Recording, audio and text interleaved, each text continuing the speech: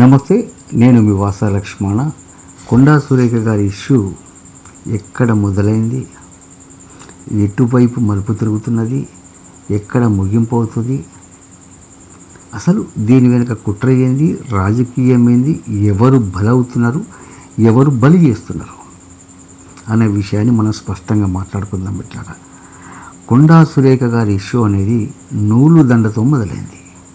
ఈ నూలు దండ అనేది పద్మశాలిల ఆత్మగౌరవం సంబంధించిన విషయం. ఈ సమస్య నూలు దండ మీదనే ఉంటే పద్మశాలి సమాజం రియాక్ట్ అవుతుండే. ఇక్కడ నా విషయం చెప్పాలంటే, నాకు విషయం తెలియని వెంటనే నేను కొండా సురేఖ గారికి ఫోన్ చేసిన. ఆమె ప్రెస్ మీట్లో ఉంది, పిఏ లాగొట్టేసి అన్న ఇట్లా సంగతి అంటే, సరే అన్న ప్రెస్ మీట్ అయిన తర్వాత నేను ఒకసారి అక్కతో మాట్లాడతాను చెప్పిన. ఎవరి బీజీలో వాళ్ళు ఉండిపోయినాము. తెల్లారేసరికి ఆ కథ మలుపు తిరిగింది.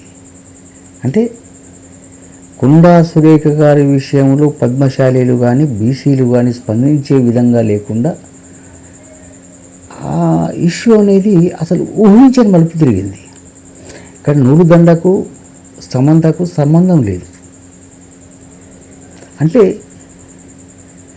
ఈ ఇష్యూ వెనుక, కొండా సురేఖ గారి మాటల వెనుక రేవంత్ రెడ్డి గారి కుట్ర ఉన్నదా, కొండా సురేఖ గారు తెలిసే చేసిందా లేక తెలియక ఇరుక్కున్నారా అనేది కొద్దిగా మనం మాట్లాడుకుందాం ఇట్లారా. ఎందుకంటే ఇప్పుడు కొండా సురేఖ గారు తను బాధపడుతూ ఆ నూలు దండ గురించి ప్రెస్ మీట్ పెట్టింది.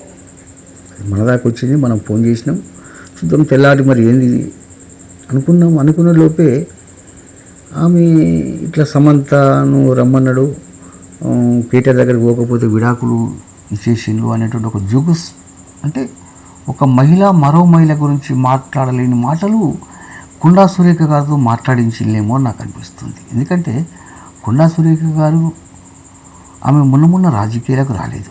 వైఎస్ రాజశేఖర రెడ్డి గారు ఉన్నప్పటి నుంచి వెళ్ళి రాజకీయాలు ఉన్నారు. ఎమ్మెల్యే పదవులు అనుభవించిండ్రు, మంత్రిగా చేసిండ్రు, ఎన్నోసార్లు గెలిచిండ్రు, అపారమైన రాజకీయ అనుభవం ఉంది. అలాంటి ఆమె ఇలాంటి వాక్యాలు ఇంత ఈజీగా, ఇప్పుడు వారి మధ్య వైరమైంది, కేటీఆర్కు కొండా సురేఖకు మధ్య వారి పార్టీల మధ్య రాజకీయ విభేదాలు ఉంటాయి, వాటి గురించి మాట్లాడతారు. కానీ నూలు దండకు సమంత విడాకుల ఇష్యూకు అసలు ఎలాంటి సంబంధమే లేదు.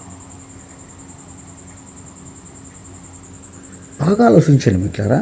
అంటే కొండా సురేఖ గారు తెలిసే ఇరుక్కున్నారా, లేక ఒక బీసీ మహిళను, ఒక పద్మశాలి బిడ్డను కావాలని రెడ్డి సామాజిక వర్గం ఇరికించిందా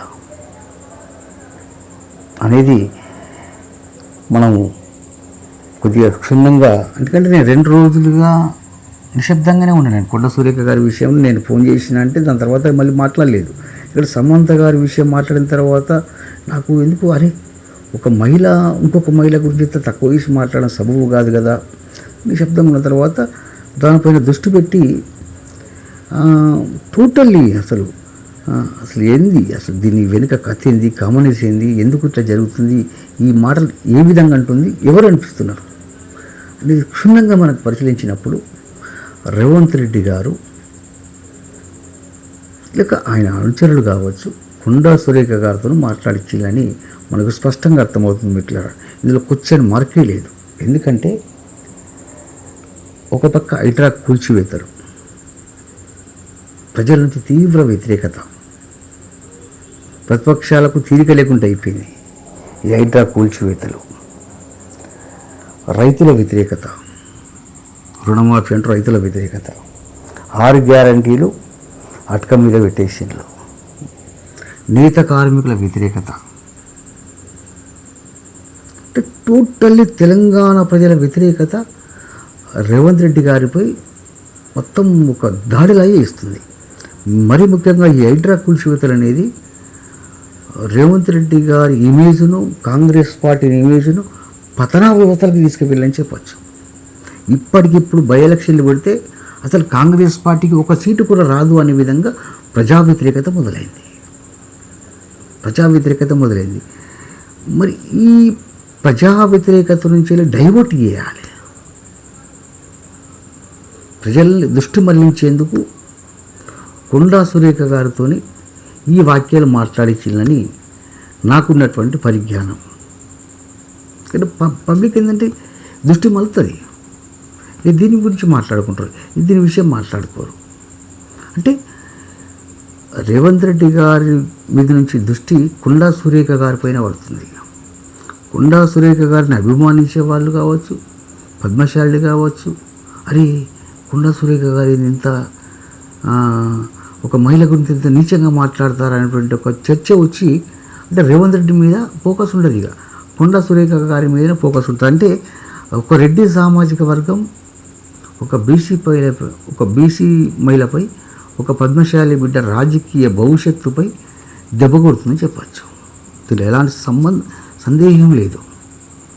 ఇదే కాకుండా ఇంకొక ఇష్యూ, 84 ఎకరాల స్థలం అదాని కంపెనీలకు కాంగ్రెస్ ప్రభుత్వం రేవంత్ రెడ్డి సర్కారు కట్టబెడుతుంది అనేది సమాచారం. అది పూర్తిగా తెలియదు.